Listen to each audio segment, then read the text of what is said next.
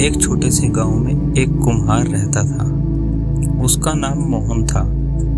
मोहन बहुत मेहनती और ईमानदार व्यक्ति था। वह मिट्टी से सुंदर सुंदर बर्तन बनाता था, जिन्हें लोग बड़े चाव से खरीदते थे। मोहन के पास एक पुरानी चाक थी, जिस पर वह बर्तन बनाया करता था। हर सुबह वह खेतों से अच्छी मिट्टी लाता और उसे पानी में गूंथता तैयार करता।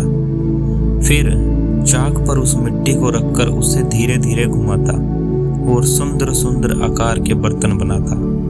कभी कभी वह घड़े बनाता, तो कभी सुराही और कभी कभी सुंदर मिट्टी के दीपक। गांव के लोग उसकी कला की बहुत तारीफ करते थे। मोहन को अपने काम से बहुत प्यार था। वह कहता था, मिट्टी में जान है, अगर उसे सही दिशा मिले तो वह सोना बन जाती है।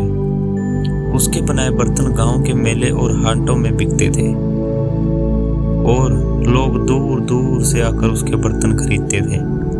लेकिन एक दिन गांव में एक बड़ा मेला लगा।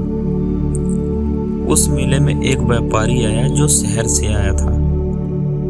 वह व्यापारी बहुत सुंदर सुंदर और चमकीले कांच के बर्तन लेकर बेच रहा था। गांव के लोग उन कांच के बर्तनों को देखकर मोहन के बर्तनों की तरफ ध्यान ही नहीं दे रहे थे। इससे मोहन बहुत उदास हो गया। मोहन सोचने लगा कि अब उसकी कला और मेहनत की कोई कीमत ही नहीं रही।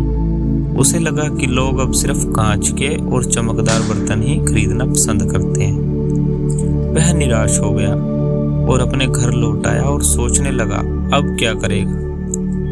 एक दिन गांव में एक बुजुर्ग महिला आई।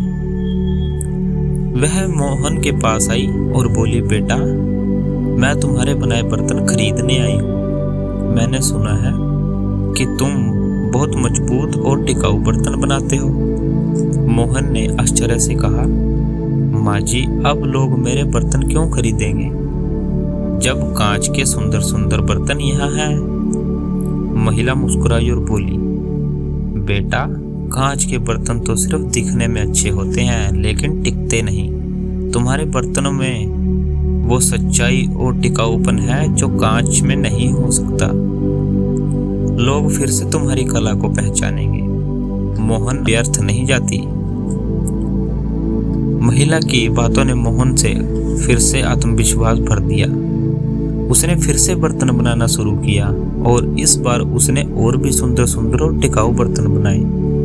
धीरे धीरे लोग फिर से उसके बर्तनों की ओर आकर्षित होने लगे।